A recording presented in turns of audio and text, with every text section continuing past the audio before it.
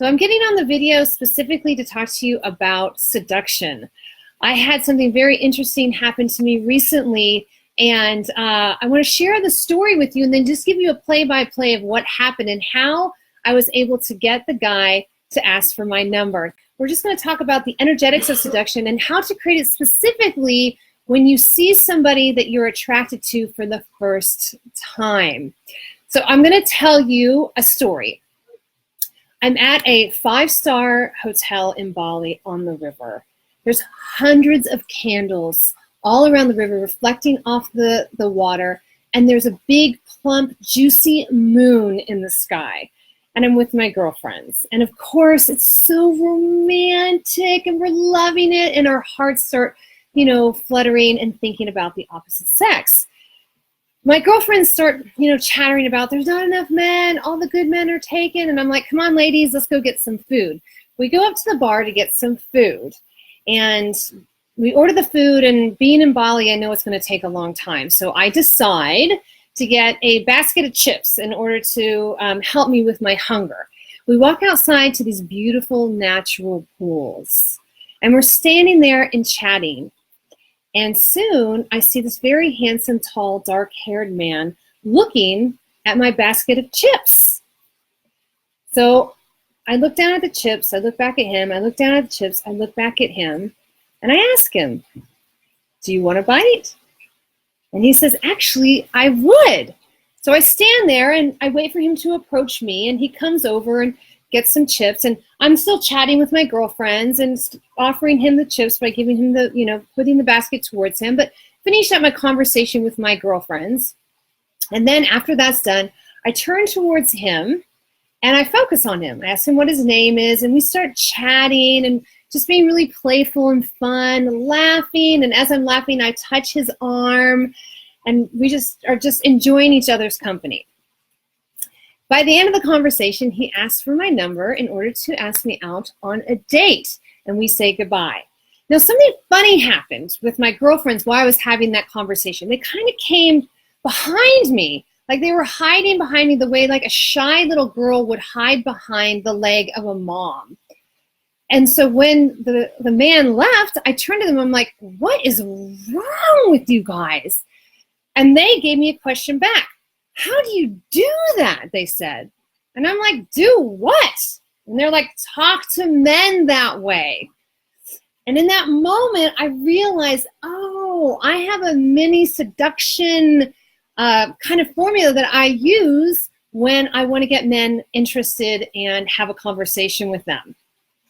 So now I'm just going to give you a play-by-play of what happened during that short time with this guy to let you know how you can apply that to your life in order to create seduction as well. For me, what seduction is creating this energy of tension.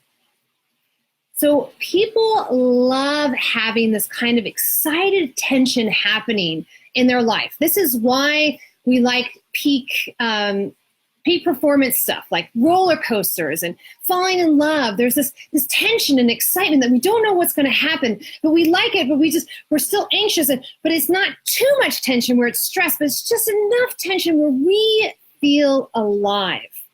So when you seduce somebody, you are actually allowing for that tension to happen.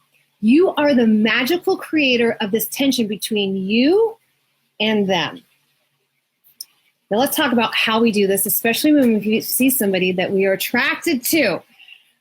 Well, okay, so we start breaking down to what happened. I noticed that he was looking at me. I noticed that the guy was looking at me. And I assumed that he wanted some chips. So what I did is I looked at him, I looked back down at the chips, I looked at him, and I looked back down at the chips. And what I was doing there is I was creating a time of connection, disconnection, building rapport, breaking rapport. So it was like, I'm with you, I'm back with you. And this creates this tension. It's like when you focus on somebody, when you have eye contact with someone, there's that energetics that happened, and then you break away, and then the energetics back happens. So you want to play with that to create that tension. Now, not everybody's going to have a basket of chips in order to do that. So I'm going to teach you what you can do instead of looking at a basket of chips. And it's very simple. I just call it the double look. So I'm going to give you an example. Imagine I'm at the cafe with my girlfriend and I'm talking with my girlfriend and you're someone who I'm attracted to. Like I see you and I'm attracted to you and I want to get your attention. So I'm talking to my girlfriend and let's just say that, you know, I'm looking around the cafe and I see you. I go back to my girlfriend and then I go back to you. Now what you're doing there is like you're saying to this person, oh my gosh, I'm talking to my girlfriend. I'm looking around the cafe. I see you. I'm going back to the girlfriend, but I'm like, wait a minute. I got to check this out again. Now, if that person is attracted to you, most likely at some point they will be looking at you and you can play that little game. So that's creating the tension, breaking rapport and building rapport again, breaking the connection and getting the connection back again.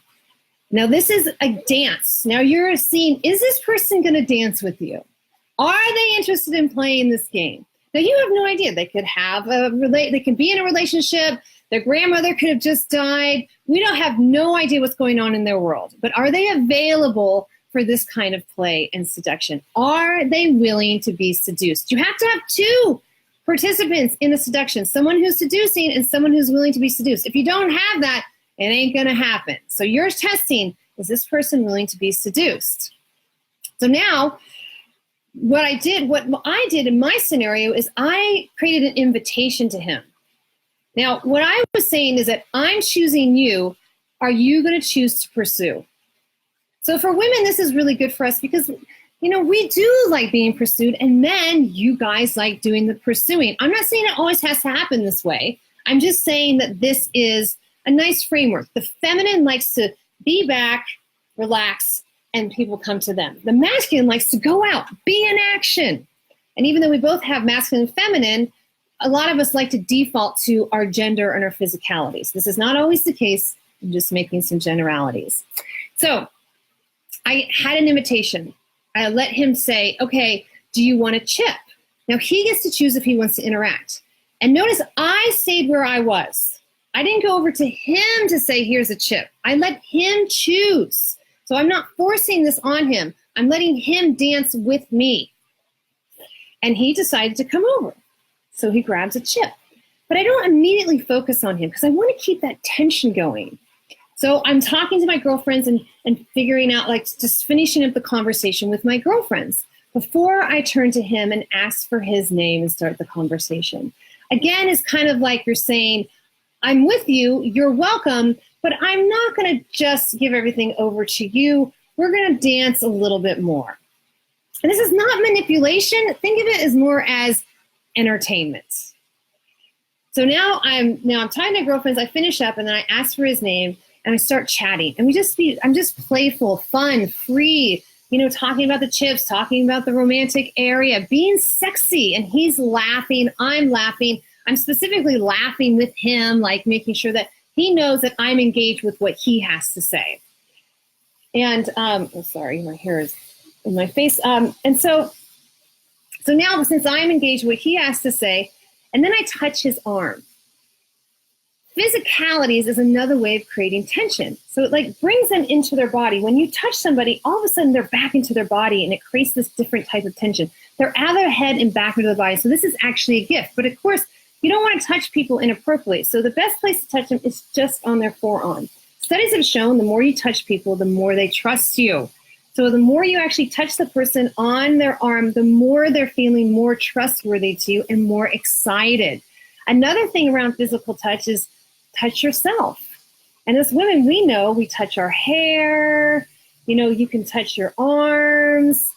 You know, you can touch your face while you're talking. Any kind of physical touch that kind of brings that like excitement to the body. And anyone knows ASMR, the ASMR videos, you can see that. It's like when we watch other people touch other people, we're like being touched, it kind of creates this like energetics in our body of feeling great.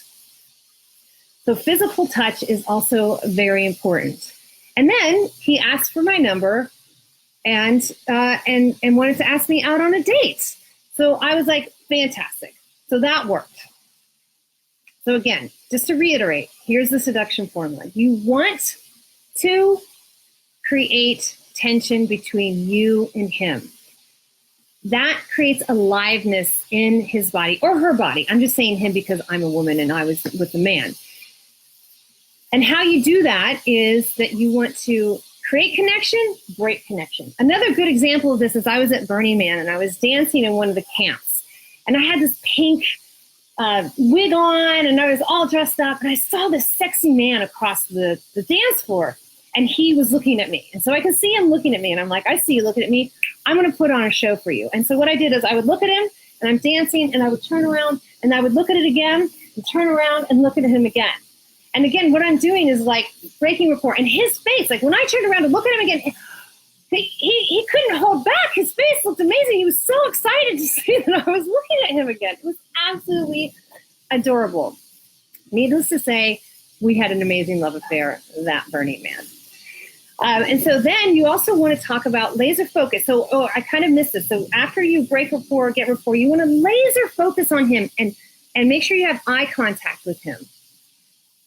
The eye contact with him or her is what's going to create this bubble effect. So you don't, at this point, you want to stop breaking rapport. You've already done that, create that tension. Now you're going to create a tension of being in a bubble together.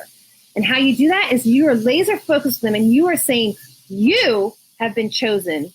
You are my object of desire. And that makes them feel amazing. They know it. They feel it. They know they've been chosen and that you are the one, that they are the one that you're interested in being with. And there's nobody else in the world but them. So you want to laser focus on them through eye contact. And then you want to add some physical touch. And then you're just going to see what happens. We don't know what's going to happen.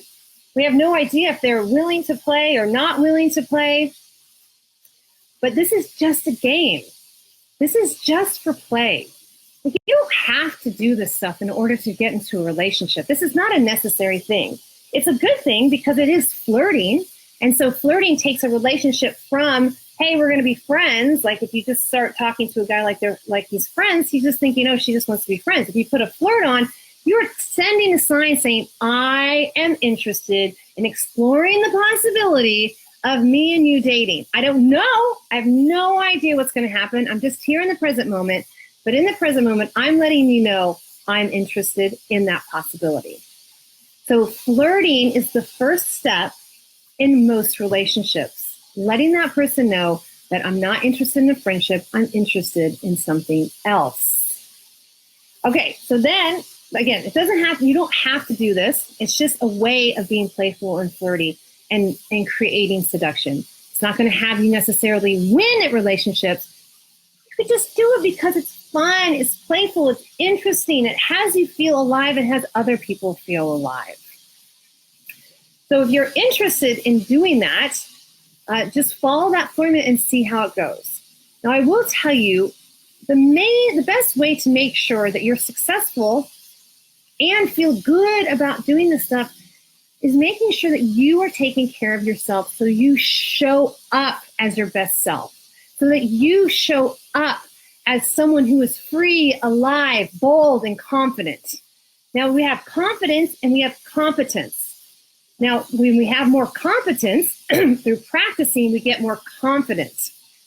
As Tony Robbins says, you have to have structure and substance.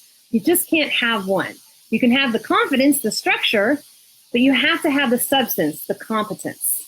So if you get on the court and do this and start playing this game, you're going to become more and more confident in what you're doing, and of course, more and more attractive. So it takes a lot of courage to do this stuff. And the way that you create courage is making sure that you feel great.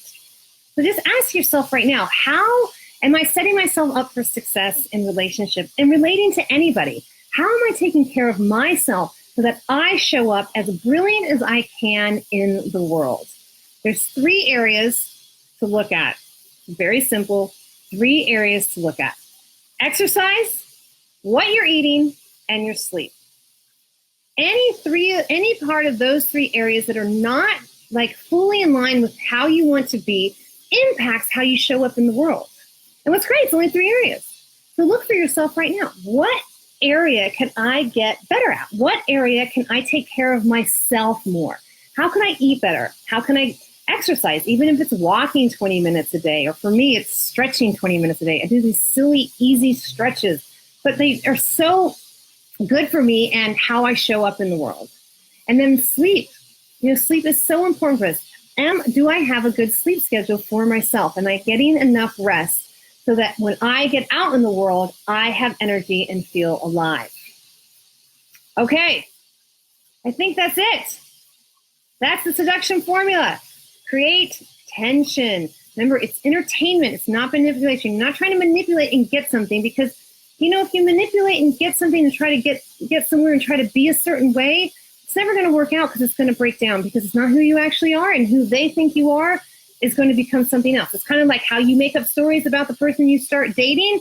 Like, there's so many women that talk to me and they're like, I've met the man of my dreams. I'm like, oh, really? When did you meet him? Last week. I'm like, you don't even know him. You're making up stories in your head about who he is, which is fine. Of course, play with it. We love making up stories, but just do a reality check to make sure you, throughout the whole process, check in. Who is he really? How does he really show up? How is he showing up for others? How is he showing up for me? Is he his word? Is he inside of his values? Because these, I'm assuming, are the people that you want to partner with. This is a powerful partnership. When you find someone who is in a line with who they say they are and what they do, they are consistent and coherent. And of course, you want to show up that way for them as well. Just make sure that you watch your stories that you create about others, and knowing that they're creating stories about you. So you want to show up authentically. This is about entertaining people. People love to be entertained. And if you're willing to be the entertainer, they will be attracted to you. People love me because I entertain them. I'm out there, but I've done the work to get out there and to be free and more self-expressed by taking care of myself. And then who I get to show up through my courage again and again is someone who people are interested in being with, just through the entertainment.